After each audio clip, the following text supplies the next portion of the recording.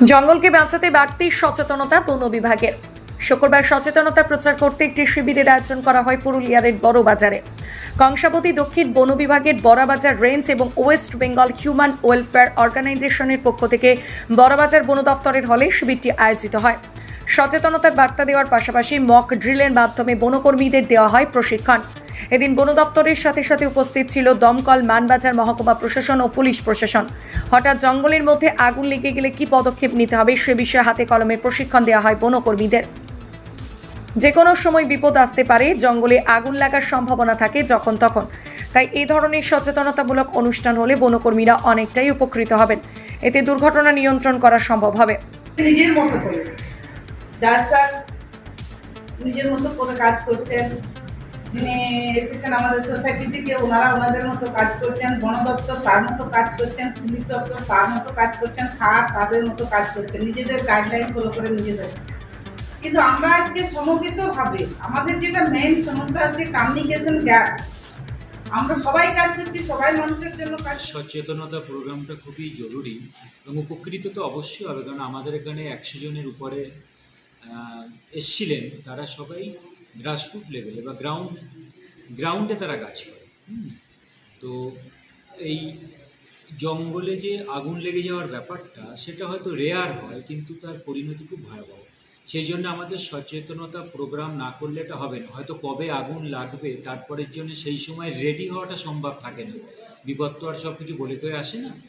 সেই জন্য এই ধরনের প্রোগ্রামটা খুবই গুরুত্বপূর্ণ এবং আমার মনে হয় এই ধরনের প্রোগ্রাম চালিয়ে যাওয়া সবসময় দরকার। কারণ আমরা অতীতের যে সকলের জঙ্গলের আগুন লাগার ঘটনা দেখেছি, শুধু ভারতবর্ষে নয়, বিশ্বের বিভিন্ন জায়গায়, সেই ক্ষেত্রে ভয়াবহতা প্রচুর। কিছুদিন আগেই তো 22 না 23 জন মানুষ মারা গেলেন সাউথ ইন্ডিয়ার, কোথায় জানো, তেলেঙ্গানা না কর্ণাটকায়। তো সেই জন্য এই ধরনের অনুষ্ঠানগুলো আমরা করবো এবং এর উপযোগিতা তো প্রচুর আছে। জনগণের সম্পদ জঙ্গল, তাই এই জঙ্গলকে বাঁচাতে হবে। সকলের উদ্দেশ্যে জঙ্গল রক্ষা করার বার্তা দেন হিউম্যান ওয়েলফেয়ার অর্গানাইজেশনের সেক্রেটারি। সাধারণকে কি বার্তা দেবেন? জনসাধারণকে একটাই বার্তা যে আপনারা সবাই মিলে সচেতন হন, জঙ্গলকে বাঁচান। জঙ্গল আপনাদেরই সম্পত্তি, জঙ্গল থেকে মানুষ অনেক উপকৃত হয়। সেই জঙ্গল আপনার।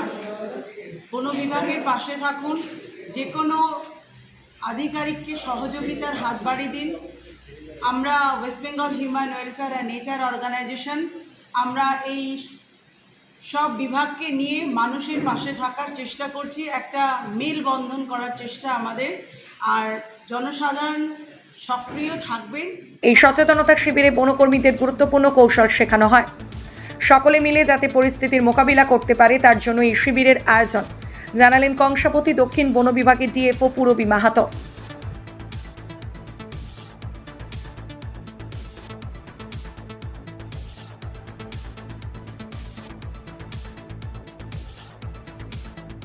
এই সচেতন বার্তা হলে কি বলবেন বিষয়টা? এই বিষয়টা তো অত্যন্ত তাৎপর্যপূর্ণ। এটা তো শুধু সচেতন নয়, এটা একটা ওয়ার্কশপ করা হয়েছে। এখানে সচেতন যারা আছে তাদের জন্য, যারা সচেতন নয় তাদের জন্য কিছু টেকনিক শেখানো হচ্ছে যে কিভাবে এটা করা যাবে।